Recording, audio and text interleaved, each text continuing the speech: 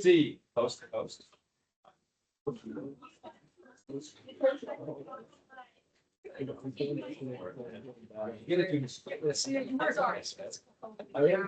Yeah, I basically done the automatic switch grades.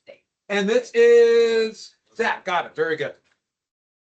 Oh, it's beautiful. It's the best I could make it. Oh. This, I'll get it.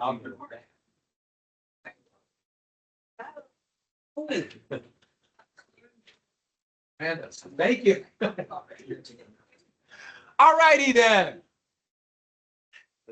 So everybody who was here last or yesterday during the intervention period, I marked you down, so I'm gonna give you a little extra credit for that.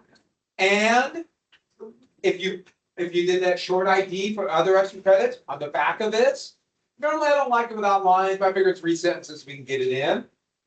As long as you have that, and I'll make sure I find it. So I'll give you extra credit for both, and I think you can see after you're watching that why this is such a big deal. This proves the progressive argument for regulation. This horrific tragedy would lead to the fight between those who still wanted laissez-faire, who believe, hey, we got to save money. It's if the job's dangerous, it's their own fault. Or the idea we have a reasonable expectation that citizens of the United States do not be killed on our place of work, not to work in such horrific conditions that we might die, get sick, get ill, etc. By the way, those who wanted regulation after the Triangle Shirtwaist Fund, that's a progressive reform. Those who want regulation, when they believe in liberal economics or conservative. That is liberal. Conservative would be no regulations. Their own fault. That's conservative. And it is to this day. All right. If there's no questions, okay, make sure your name is on them, turn them up.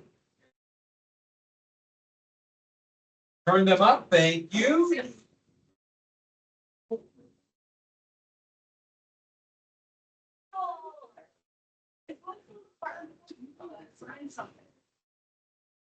Well done. Oh.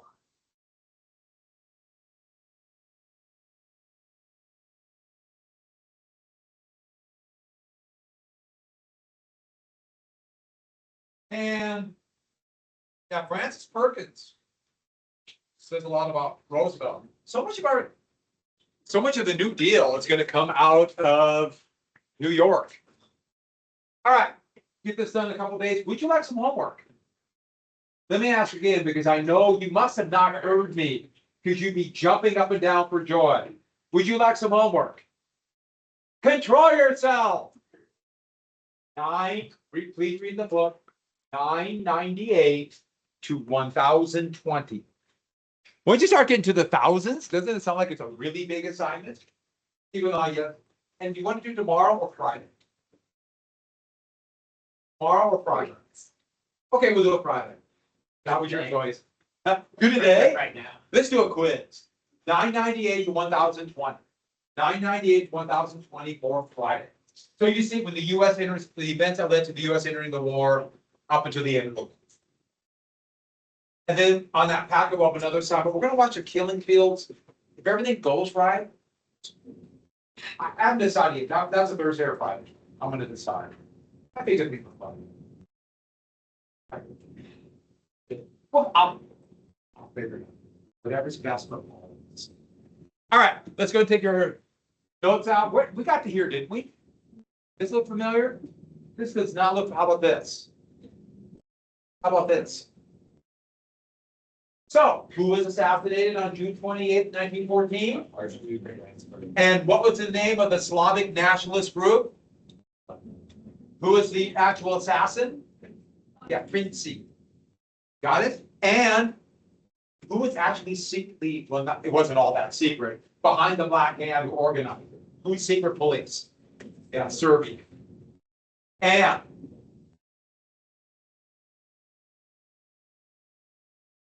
And what do we call that? Period after the assassination that the war began? That month. What is that crisis called? July. Yeah, July crisis. Who was the German general who actually encouraged Austria to go all out because he wanted war with Russia? Yeah, von Moltke. Now, the Kaiser, as head of state, and his advisors screwed up royally. They allowed this to happen. So they deserve just as much blame as Moltke. Moltke could not have done it if they wouldn't have acquiesced, but still, probably him more than anybody else is responsible. And so who would mobilize first? Austria, then who?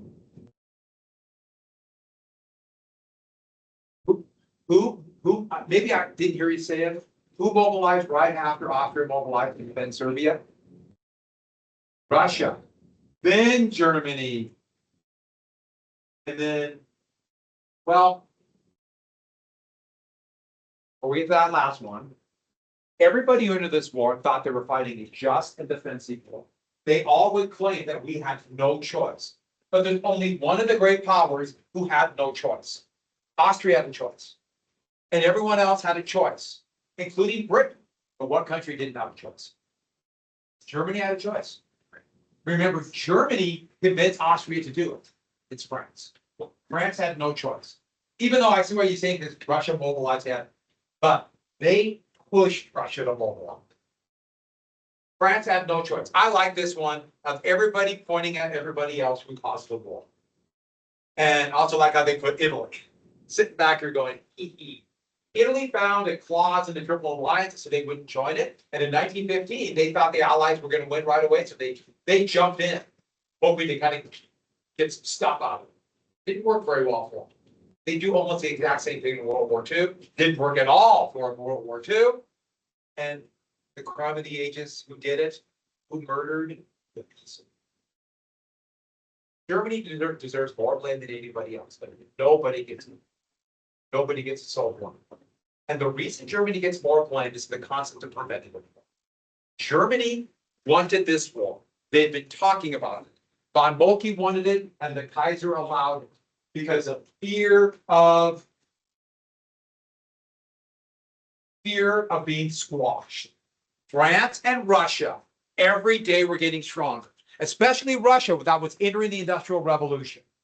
And they were convinced that if they don't go to war now, if they don't attack and defeat France and Russia now, in 5 years they'll be squashed. Someday down the road, they will attack us, so we have no choice but to go to war. Someday. So they would justify it by saying they could read the future. They knew what was going to happen down the road, and someday we're going to be threatened.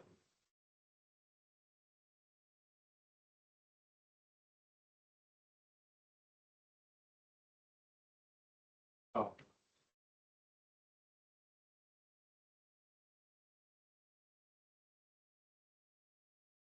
That map is starting to bug me over. I'm gonna put a piece of duct tape. Brown duct tape, huh? Pretty fancy, huh? At least act impressive. Pretty fancy, huh? Yeah, at least it's small one. There. It's the only reason I do this. A preventative war. Now, let's remember, back in the past, didn't we talk about somebody who started a war because someday something might awful happen? Someday.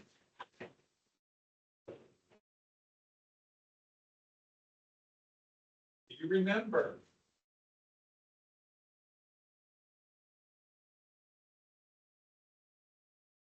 Oh, perfect. No. All right. Civil War? Civil War, yes. And jot that down. This is very much like the South in the Civil War. The Confederacy was created. They seceded from the Union, which everybody knew meant Civil War. They seceded because someday, what's the new party, the Free Soil Party in the North? Who? They're all like John Brown, but what's the name of the party? Free Republicans, yes. And exactly, you're right, though. And Bagel was elected because he's John Brown. Exactly right, though. And this new Republican Party might start in the South, and in 4 years, who knows what they'll do, in 8 years. So, it's not like the Republican Party, or for that matter, Britain or France and Russia were going to attack Germany at that moment. But someday they might. So couldn't anybody use this as an excuse? Because Germany said this, that they wanted land. Germany wanted hunks of Belgium. What they really wanted is they wanted to scoop up a little bit more of Poland. They wanted Lithuania, which has a big German population, part of Russia then. They wanted an autonomous Ukraine that they could dominate for their resources. They wanted empire. So Germany said a preventative war, but they wanted stuff out of this. Couldn't any country that just wants to conquer say, they're gonna attack us, they're gonna get us, and I know it. By definition, according to the UN Charter, which was created after World War II, which is a treaty, and the US ratified it, so it's US law. Preventative war by definition is a war of aggression. Because anybody can say it. When Russia attacked Ukraine, they said someday the Ukrainians are going to attack us. They're going to join NATO. They're going to get us. Which, how do you know that? Now, let me think. I'm just here in Helena. So, the world is a big place. So I'm just trying to think around the world. Could you imagine going to war for what might happen down the road? Could you even imagine that happening now for what might go on someday in the future? I don't know. I'm just kind of throwing things out there. I can't think of anything like that now. For maybe somebody, I don't know. Let me give an example. This is me thinking like this. This is me pondering. Maybe someday somebody will get me like that. And we'll have no choice, but someday they're going to happen. So you just got to stop them now and prevent that from happening. I can't imagine that happening now. Can you? It's impossible for me to even envision a world where that exists. Except for right now. Yeah. 2003, the United States went to war with Iraq, and the United States government said that Iraq is going to have, or maybe already have a weapon of mass destruction. And the US went to war and they were in 12. Someday they might, so we got to stop them. And what is the reason that President Trump has given? Iran. Someday they might have a war. So that is what we call a preventative war.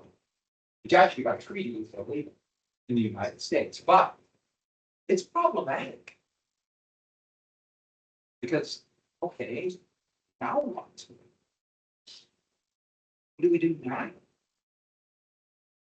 What happens if you don't win the victory they want, and someday maybe they will build that weapon?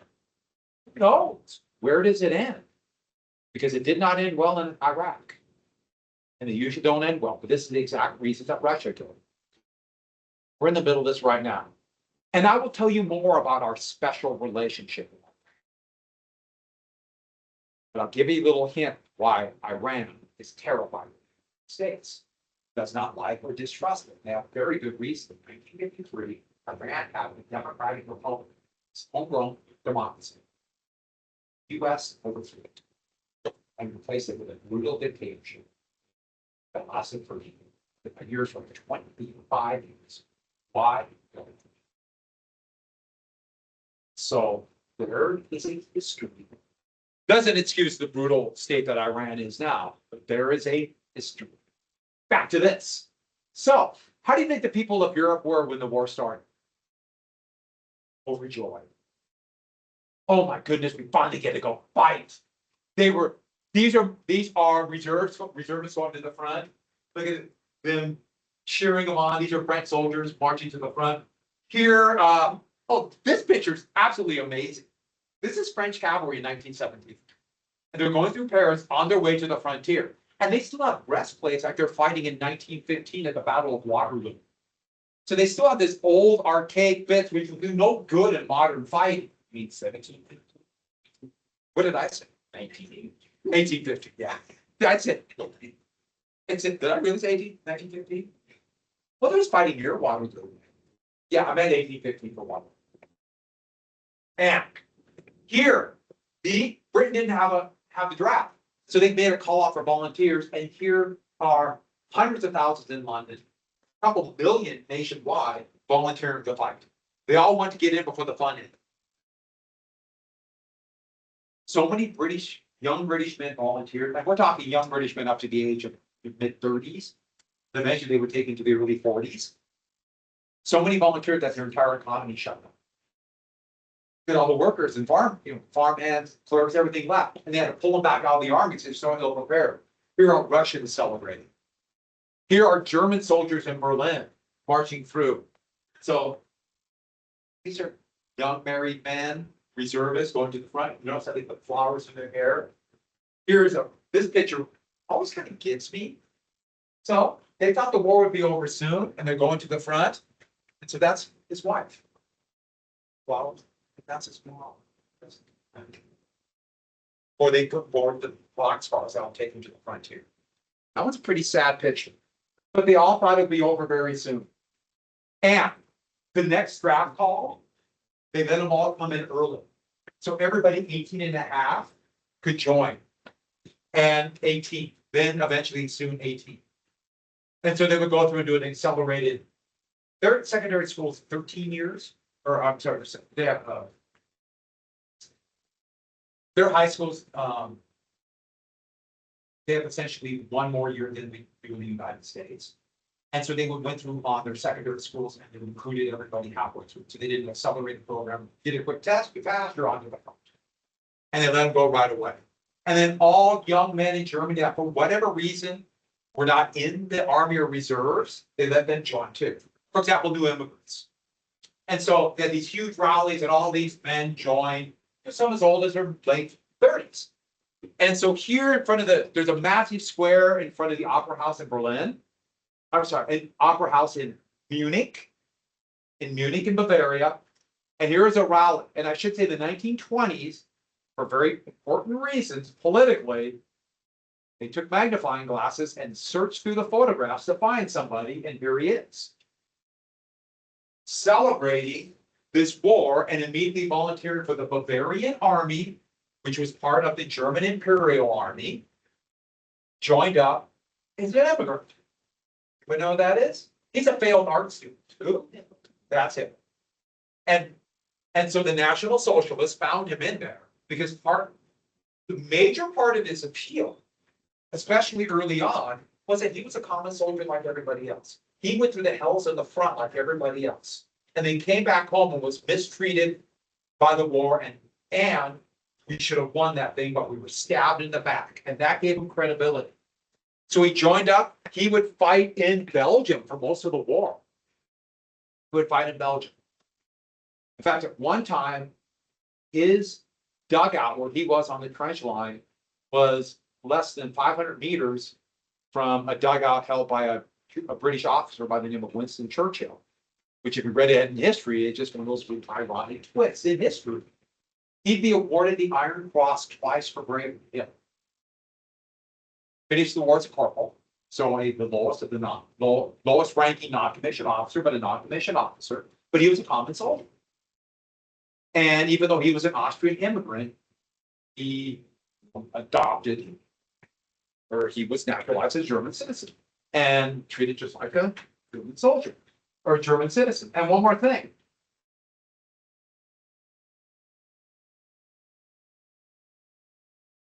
He ran messages back, which could be really risky, especially on any kind of advance, because you had to expose yourself. They would string telephone lines, but telephone lines get blown up by shelling. And so that's how he got his awards, by running messages back. So here's a picture of him in Belgium, him and his comrades. Do you see him? If you're running messages, you kind of have to be a master of the styles. So there's Hitler right there. Now, if anybody comes up to you and they have an X over their head, be very afraid of it. Something is up. So whenever they did that picture, they put the X over it to show that that's it. Now, during the war, Hitler did what a lot of soldiers did. They had mustaches, facial hair. But after 1915, the mustaches were a problem. And they began to cut their mustaches short. But they still wanted a mustache. Why did soldiers on both sides start adopting the gas masks? Yeah, because it got in the way of the gas masks. Got in the way of the gas mask, so the little. And that's why Hitler kept that mustache after the war. That showed he was a veteran. That's why. It was all about acting like a veteran. That was the whole thing. So, these are British bobbies jumping into the Thames. It has no relationship, but I wanted to put it somewhere because that picture made me laugh. They got life jackets on. So, the Schlieffen plan. The German plan was to sweep through Belgium, or Luxembourg just had to give in immediately. But Belgium fought. Now, Germany thought they could brush through Belgium, but they had to be through Belgium in less than 3 weeks. Now, Belgium